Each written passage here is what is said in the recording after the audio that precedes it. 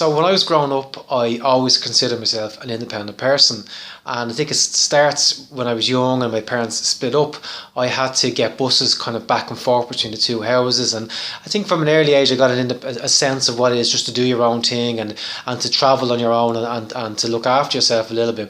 As I got older, that just kept going forward. You know, you go to college, you get a job, and I was always able to look after myself for my own needs. I think the only time I ever really needed people if I was asking for lifts because I wasn't driving for a long time.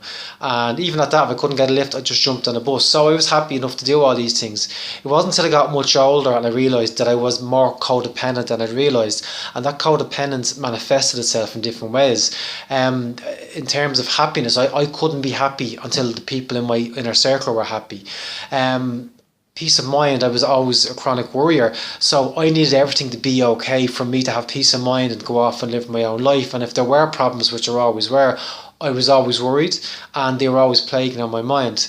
But also as well, I found that I would often look for permission off people to go certain places, especially with my parents. And this is a pattern that kept moved forward right into my 20s and late 20s and maybe even early 30s, where I'm still kind of looking for approval and checking in.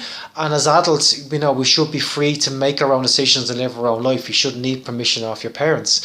And I think a lot of people are like this. I'm not the only one that's like this, but I find that some people just accept that this is the way they are, or some are not bothered changing. And I think if life is okay and the people who are in your circle are okay, then you get by with worrying a little bit, you get by with checking for permission. But if you have people in your life who are not functioning, if they're struggling, if there are always problems with them, if there's health problems, or if they're controlling, they will not give you the permission that you're looking for to live your life. Well, then you're not free and you're not independent, and you have to explore that.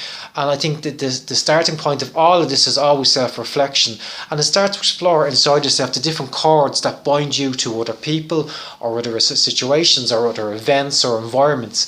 It could be a boss, it could be a family member, it could be a partner, it could be a sibling, it could be any situation in work, it could be a hobby, it could be anywhere. But these are bonds which were tightly ingrained with us, and they're really holding us back from living our own life. I think it's important to explore the effect that this cord is having on you, and really be honest with yourself. Do you find that you're chronically worrying? Are you stressed? Is this cord affecting your relationship, not just with this one person or situation, but with everybody in your life? And then we start to assess, well, what do you need from this situation? The only way to be free is to let go. And this is something that I've learned later in life. I wish I'd learned it younger.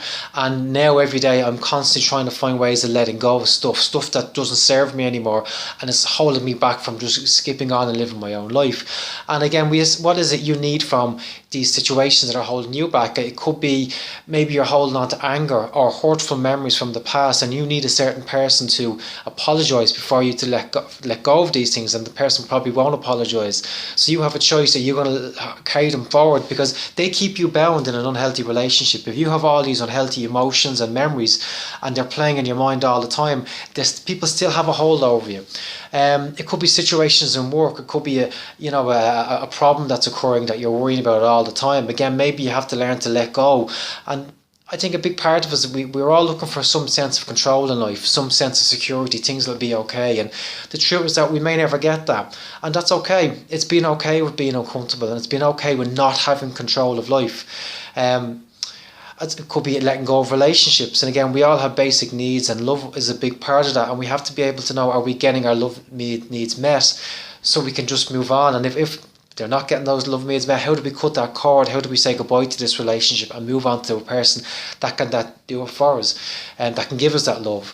So the point of this video is learn to let go. If you really want to be free, you have to decide to value freedom, and you have to find out honestly what it is that's holding you back, and learn to let go. And letting go is incredibly hard, and some people spend their whole life holding on to crap which doesn't serve them anymore. And letting go is a skill that really we should learn from childhood. We should have parents in our life who are telling us to let go of experiences or mistakes or anything else, but we hold on to these things. And again, holding on to mistakes is a big problem.